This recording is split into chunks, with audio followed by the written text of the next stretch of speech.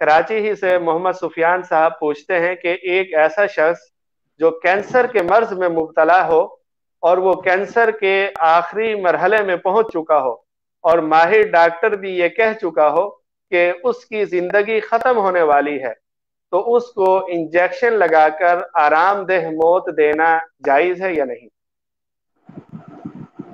देखें, ये तो जितनी हयात है अल्लाह की तरफ से मुकर्रर है वो, इस लिहाज से हम कोई ऐसा जरिया अख्तियार ना करें कि इसकी वजह से फौरी मौत वाक़ हो जाए, यह ना करे, बल्कि उसके लिए इलाज मुआलजे का सिलसिला जारी रखा जाए कि उनको राहत मिले, फ़ायदा पहुँचे। हमारा काम यही है, शिफा अल्लाह के हाथों में। हम इसलिए मस्बत रुख अख्तियार करें, आखिर तक दम तक हम इलाज मुआलजा जारी रखें, लेकिन जिससे कि जल्द अज जल्द इनकी तकलीफ को देखकर हम कोई इस तरह इंजेक्शन लगा दें, कोई दवा दे दें, ये मुनासिब तर्ज अमल नहीं है। जज़ाकल्लाह।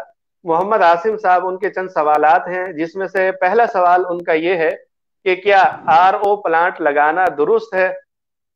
तो शायद ये पूछना चाह रहे होंगे कि RO प्लांट से जो पानी साफ किया जाता है फिर उसको आगे फरोख्त किया जाता है, तो ये मामला करना किस तरह का है? असल में लोगों के जहनों में ये सवाल, ये इश्काल रहता है कि पानी फरोख्त करना ये तो एक अल्लाह की नेमत है, तो ये इस तरह इस पे पैसे क्यों लिया जाए, ये तो फ्री में फराहम किया जाए। दरअसल मसला ये नहीं है कि किसी अमल में कोई मेहनत शामिल हो जाए। RO प्लांट के जरिया जो लाखों रुपया लोग खर्च करते हैं, और इस पर जो सूरत हाल है, हमारे पास साफ सुथरा पानी आता ही नहीं है। नलों के अंदर जो पानी आता है वो भी सेहत पक्ष नहीं है। लोग घरेलू कामों के लिए तो इस्तेमाल कर सकते हैं, लेकिन पीने के लिए लोग ये चाहते हैं कि पानी अच्छा हो, साफ सुथरा हो, सेहत के लिए मुफीद हो। तो इसीलिए RO प्लांट के जरिए जो लोग कारोबार कर रहे हैं, तो चूँकि अपने यानी पैसे खर्च करके, काफ़ी रकम खर्च करके पानी ज़मीन से निकाल रहे हैं। ज़मीन अल्लाह की दी हुई ज़मीन है और पानी भी अल्लाह की मिल्कियत है, किसी की मिल्कियत नहीं है। इस लिहाज से जो मशीनरी के जरिए इसको साफ सुथरा करके और बोतलों में भर कर आगे फरोख्त कर रहे हैं, तो ये कारोबार जायज़ है। इसको नाजायज़ समझना या इसमें कोई मनफी सोच पैदा करना, ये दुरुस्त तर्ज अमल नहीं है।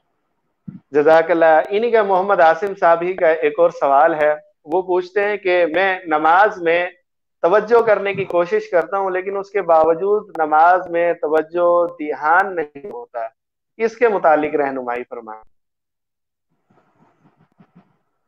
देखें, तवज्जो अपनी है और इसमें शक नहीं कि शैतान भी और नफ्स भी हमारे साथ लगे हुए हैं। इसलिए हमारे बुजुर्गों का बताया हुआ एक नुस्खा मैं आपको बताता हूँ, इंशाअल्लाह उम्मीद है कि फ़ायदा होगा।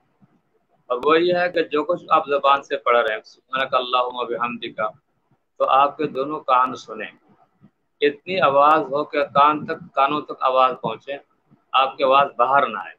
अल्हम्दुलिल्लाह रब्बिल आलमीन पढ़ रहे हैं, अगर आपको तर्जुमा आता है उसके तर्जुमा की तरफ गौर फरमाएं। अगर तर्जुमा नहीं आता तो नमाज़ों को बचाने के लिए इंतहाई आसान नुस्खा ये है, हज़रत शेखुल इस्लाम मुफ्ती मोहम्मद तक़ी उस्मानी साहब दामत बरकातुहुम का आसान तर्जुमा, जो छोटी सूरतों में लोग नमाज पढ़ते हैं, अलिफ लाम सूरह फातिहा से लेकर अलम तरा कैफ़ा तक, ये 10 सूरतें बार बार नमाजों में दोहराते हैं। तो उन किसी जैसा कि सूरह कौसर, इन्ना अतैनाकल कौसर, उसको उस आसान तर्जुमा में एक दफ़ा 2-3 दफ़ा उसका तर्जुमा देख के आ जाए। या कोई भी सूरत आप पढ़ना चाह रहे हैं तो कुछ खारिजी अवामिल भी है, पहले से ज़हन बनाए कि आज की नमाज में मैं ये सूरतें पढ़ूंगा, लेकिन उसके मीनिंग, उसका माना, उसका मफ़हूम क्या है, उस किताब में नहायत आसान अल्फाज में, खूबसूरत अल्फाज में उसका तर्जुमा जिक्र किया गया है। अगर वो तर्जुमा 1 दफ़ा, 2 दफ़ा, 3 दफ़ा आप दोहरा लें, तो जब नमाज के लिए खड़े होंगे तो आपके जहन में वही तर्जुमा होगा और आप नमाज के माहौल में होंगे। एक सूरत तो ये है। और दूसरी सूरत यह है कि जो कुछ आप पढ़ रहे हैं तो इतनी आवाज़ हो, बाहर आवाज़ ना आए, कानों तक आवाज़ जाए, इहदिना सिरातल मुस्तकीम सिरातल लज़ीना अनअमता अलैहिम। जब तक आपके दोनों कान मुतवज्जो होंगे, आपकी तवज्जो किसी और चीज़ की तरफ नहीं जा सकती। तो ये प्रैक्टिस आप करें इंशाअल्लाह नमाज, और फिर अल्लाह से मदद भी मांगे, रब्बी इन्नी मग़लूबुन फंतसिर, अल्लाह मैं कमज़ोर हूँ नमाज के मामले में, मेरी मदद फरमा। और इसके साथ साथ ये तरीक़ा इख्तियार करें, एक तो तर्जुमा देख कर आए, 2-3 दफ़ा देख लें, तो इंशाअल्लाह इससे कुरान करीम के माहौल में रहेंगे, नमाज के माहौल में रहेंगे, और फिर नमाज के दौरान दोनों कान मुतवज्जो रहे आयत की तरफ। जब तक आप इंशाअल्लाह करेंगे तो उम्मीद है अल्लाह के ज़ात से शैतान बीच में नहीं आएगा, नफ्स बीच में नहीं आएगा।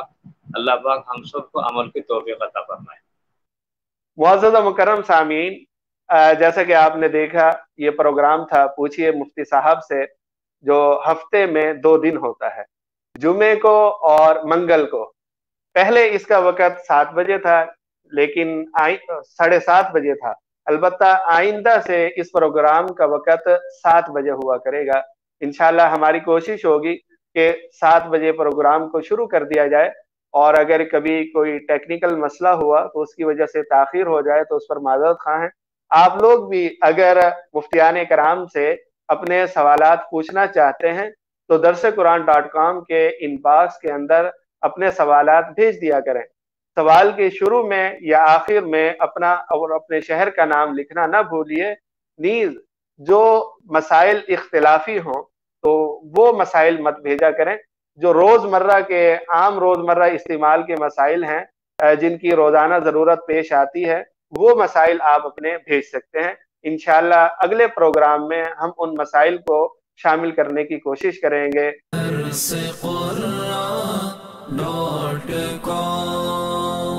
www.darsequran.com